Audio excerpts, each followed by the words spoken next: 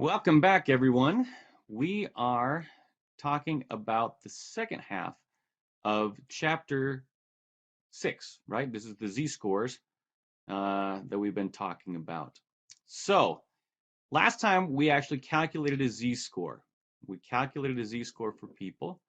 And what I want to ask you is a review question.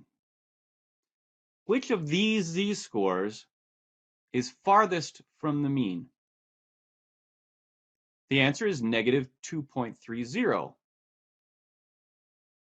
A z-score, if you remember, has to do with distance from the mean. So 0 is the mean, and the farther away you are from 0, the bigger the value, either negative or positive, right? So the absolute value, negative or positive. So negative 2.3 is farther away than 1.79. It just happens to be going in the negative direction instead of the positive direction. That's the only difference between a negative and a positive z-score. So what is a z-score? So I want you to tell me. A z-score is the number of what away from the mean? The number of a z-score is the number of standard deviations away from the mean.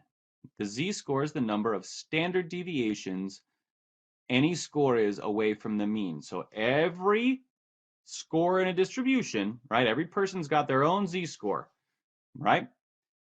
So let's go ahead and review how to do this. Make sure that we are speaking the same language. So here's all the data that we've been messing with from before. This is number of cups of coffee, the area code, hours of sleep, etc. So on these data, we have to make a huge assumption. First of all, the assumption is that that like cups of coffee is normally distributed. So that's a big assumption that is made a lot in statistics. But let's go ahead and we'll make that assumption for now, and we'll talk about that in a minute. So what we're going to do is we're going to calculate the z-score of person 1 for cups of coffee. All right, the z-score of person 1 for cups of coffee. And if you're thinking, you're going to know what it is right away. So the participant number 1 had 2 cups of coffee. So I'm going to insert some things here so we can go through all of the steps, all of those wonderful steps that we love to do. So the first thing we do is figure out the deviation. And if you've been thinking about this, you're going to figure this out really fast, right? The first thing we need to do is a deviation. Deviation is x minus x bar. X is our score, so person 1's score is 2 minus the mean, which is also 2. So let's try it out, see what happens. So this is going to be x minus x bar, and guess what we're going to get? 0. You can just look at this and already tell me what the z-score is going to be. The z-score is going to be 0. Why? Because this score is exactly the same as the mean, right? The score is exactly on the mean. It doesn't deviate any standard deviations away from the mean. So here's what we're going to do, though. We're going to get the deviations for everybody. I'm going to make sure that this doesn't mess up. So here's everybody's deviations from the mean. All right. Then we square these.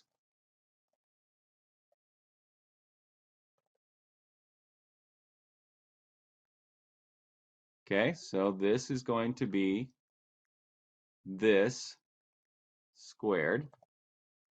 So everybody's deviation score squared.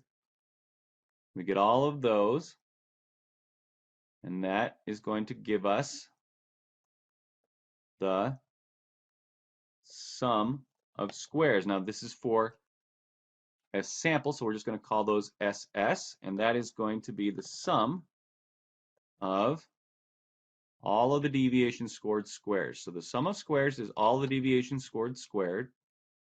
Then we get the variance. The variance is going to be the sum of squares divided by, and in this case it's going to be n minus 1 because this is a sample. There are 7 people in the in this sample, so 7 minus 1, which is 6. 2.33, that's going to be our variance. And then we need our standard deviation. We just call that S. It's just called S for a sample. And that is going to be the square root of the variance. 1.52. 1.52. So person 1 up here drank 2 cups of coffee. They deviate 0. So to find the z-score for person 1, what we're going to do, I'm just going to make a column because we'll have as many z-scores as we have participants. So it's going to be, for everybody, it's going to be x minus x bar. But guess what? We already have that. That's the deviation. So x minus x bar divided by the standard deviation. And we already know that this is going to be 0 because it doesn't deviate anything from the mean. So let's just make sure. Look, the z-score is 0. All right. Now, we're going to get the z-scores for everyone. Here are all of the z-scores for everybody. And since these deviate from 0, they have to add up to be 0, by the way. Right? They're going to add up to be 0. And you'll see that that is the case, right? So negative 3.09, positive 3.99. Those cancel each other out. Negative 0.65 plus negative 0.65 is going to be the same as positive 0.130, right? These even out. They become 0. All the z-scores together have to add up to 0. And remember, the z-score is how many standard deviations. So the standard amount of deviation from the mean is 1.53 cups of coffee. That is a standard amount of deviation from the mean, which is 2 cups of coffee. So people deviate in a normal way 1.53 cups of coffee. This z-score is right here. So person 2's z-score of negative 0.65, that is the number of standard deviations 1 cup of coffee is away from the mean. Okay? 1 cup of coffee is negative 0.65 standard deviations away from the mean. It is the z-score. All right, so here's what I want you to do. Let's move things over. Calculate the z-score for person 1 for hours of sleep. Calculate the z-score of person 1 for hours of sleep. All right, so here's how we're going to do this. Here's how we're going to do this. We are going to go through all of our steps. Let's go ahead and do this one more time. I'm going to, whoops, that's not what I want to do. I wanted to insert some things. Let's insert a couple rows so that we have space. We'll insert 3 rows, in fact. Okay, the first thing we do is get the deviation. Deviation is x minus x bar. So deviation for person 1 is going to be x, 6 hours of sleep, minus the mean, which is 8.57 hours of sleep. All right? So that is the person's deviation. That makes sense, right? They deviate negative 2.57. So the person who slept 6 hours slept 2.57 hours less than the average. That's all that says. That's all the deviation is. All right, let's get the deviation for everybody. And then those are all going to add up to 0. So we want to find the standard deviation. So we're going to get the deviation squared. That's going to be this squared. Okay. So that means that the sum of squares is going to be the sum of all of these deviations squared. Right there.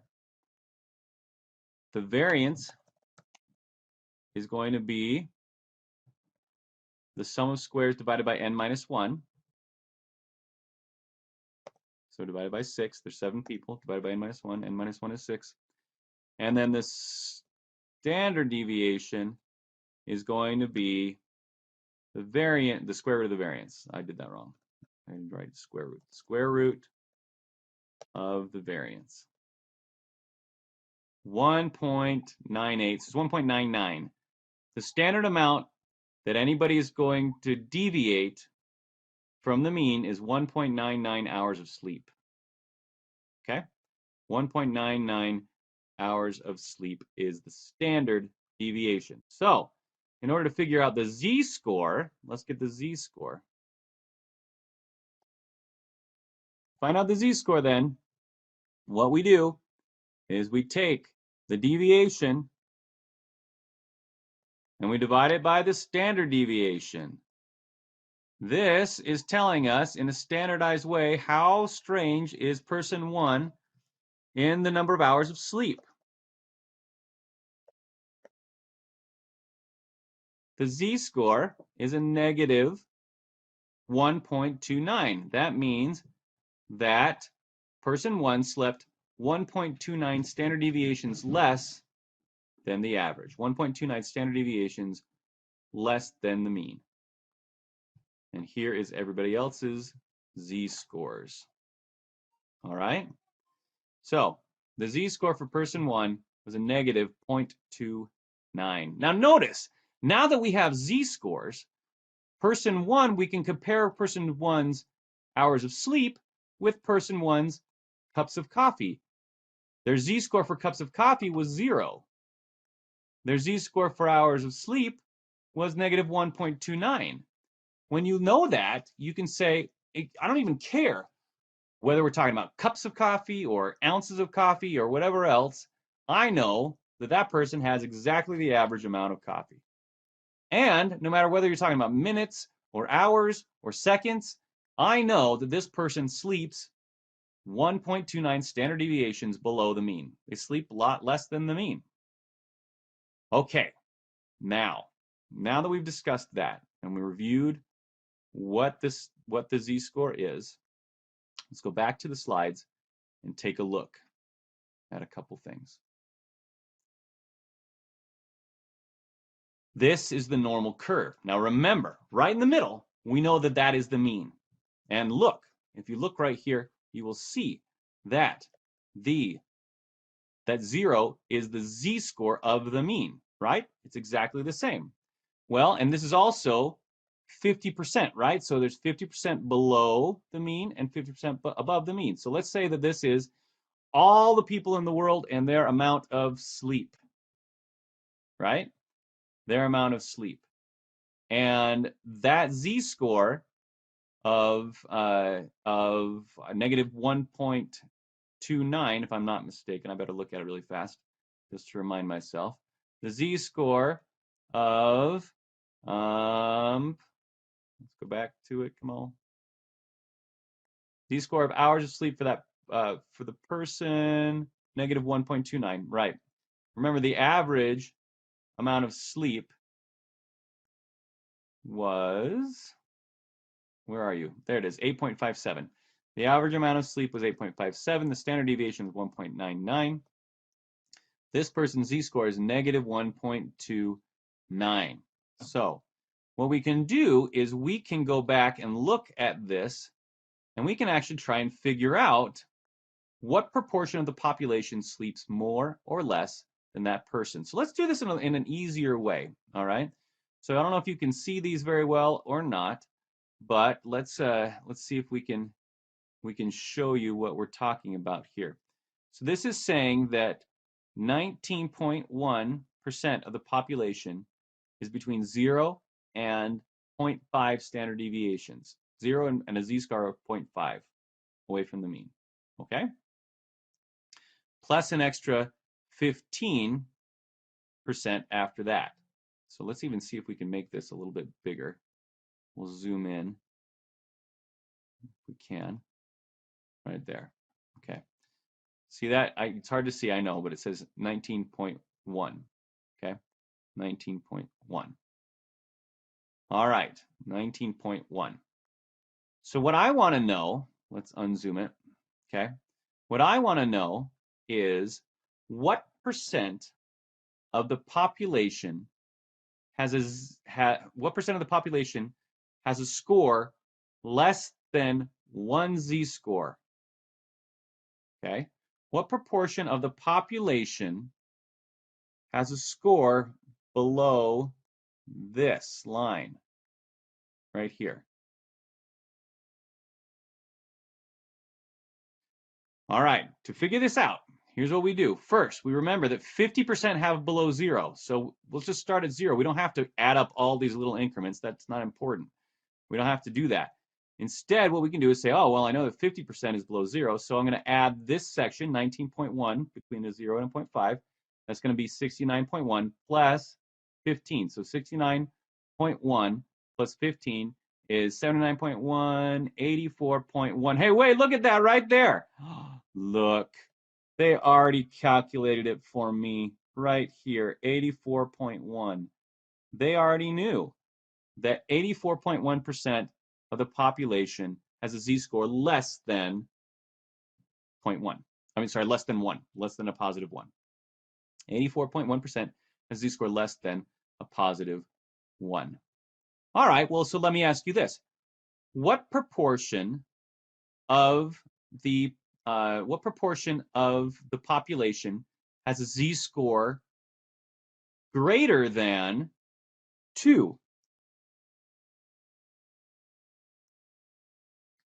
Okay, we did less than 1 last time, so what proportion of the population has a z-score greater than 2? Greater than 2.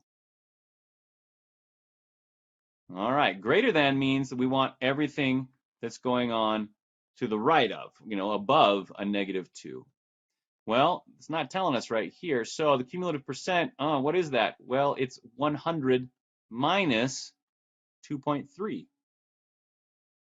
What that means is that 97.7% of the population has a score greater than a z-score of negative 2. 97.7. All I'm doing is looking at this percent right here, 2.3 minus 100, right? Because I want all of this giant portion of the distribution, all of that. I want all of that, and I know the whole thing is 100%, so I'm just going to subtract 2.3 from 100%, and I get 97.7. All right, well then let me ask you this. What proportion of the population has a z-score between negative 2 and 1? What proportion of the population has a z-score between what proportion of the population has a z-score between the z-score of negative 2 and 1? Okay, so this is going to be 84.1% has that, right? So I got 84.1%, okay? And I'm going to subtract from that 2.3%, okay? And when you do that, you get 81.8%.